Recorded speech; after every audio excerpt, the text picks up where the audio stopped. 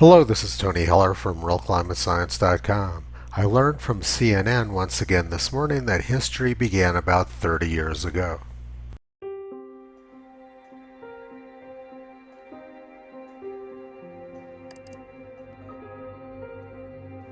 I think it's always a nice way to start the day, to look at what the bear have done.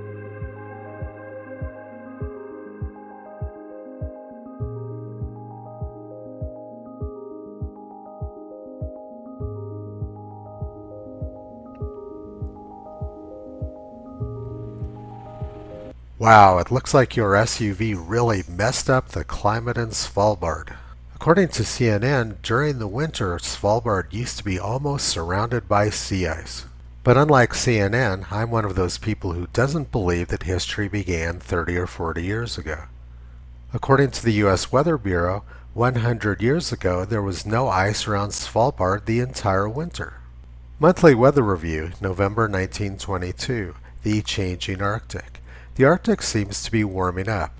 Reports from fishermen, seal hunters, and explorers who sail the seas around Spitsbergen, which is also known as Svalbard, and the eastern Arctic all point to a radical change in climatic conditions and hitherto unheard of high temperatures in that part of the Earth's surface. This article was submitted on October 10, 1922 by the American consul at Bergen, Norway to the State Department in Washington, D.C. He went on, "Many old landmarks are so changed as to be unrecognizable. Where formerly great masses of ice were found, they're now often moraines, accumulations of earth and stones.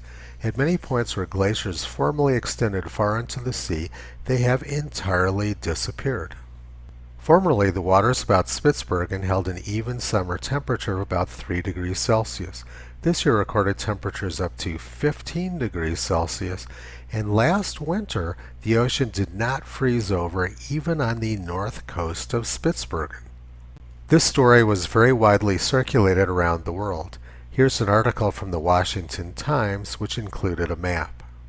You can see, looking at the map, there was no ice around Spitsbergen the entire winter. The gray area represents the normal ice cover, and the black area represents the ice cover during the winter of 1921 through 1922. You can see that there was no ice around Svalbard the entire winter, yet the polar bears survived. And here's another story from 1922 in the St. Louis Star, which included a map. The map was generated by the famed Arctic explorer Stephenson. St. Louis Star, Sunday morning, January 29, 1922.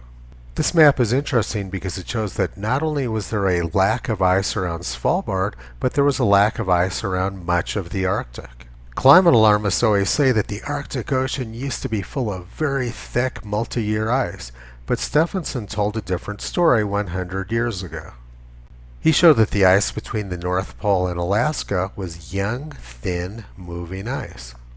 Stephenson described the ice in the region extending from the North Pole towards Alaska and eastern Siberia as new ice, consequently thin ice, and rotten ice.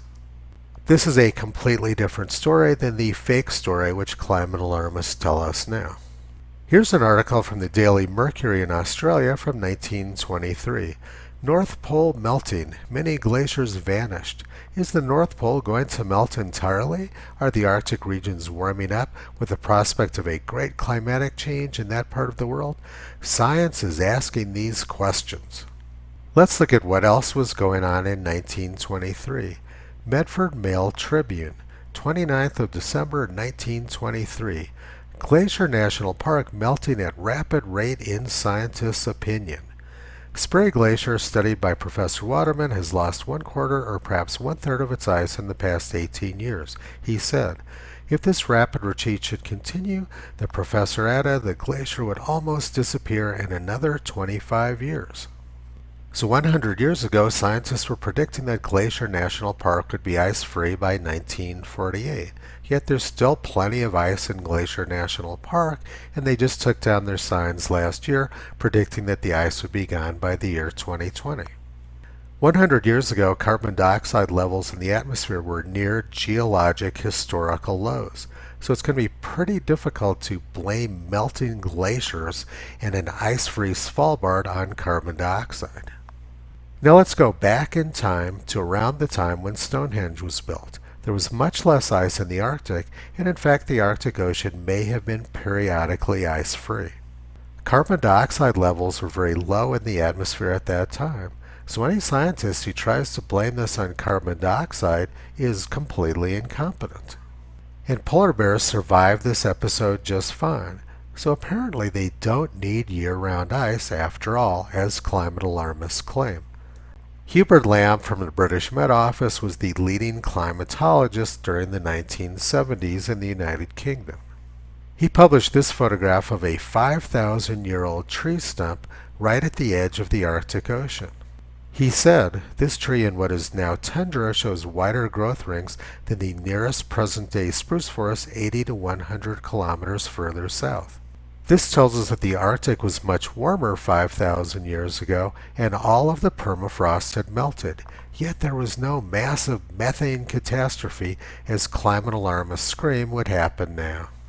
Now let's look at the real story which CNN is covering up. Much of Asia and Europe are experiencing record cold and snow. And 2 years ago, Svalbard had historically large amounts of ice. At the end of summer, much of Svalbard was still surrounded by ice, shown as red in this satellite photograph. The photograph was taken from the NASA website dated August 25, 2019. But CNN is very consistent. With them, it's all disinformation all the time. With CNN, you can be almost 100% certain that what they're telling you is the exact opposite of reality. Toto's been pulling back the curtain on this sort of junk science and propaganda for almost 13 years. You can visit him and Kyrie on the web at realclimatescience.com.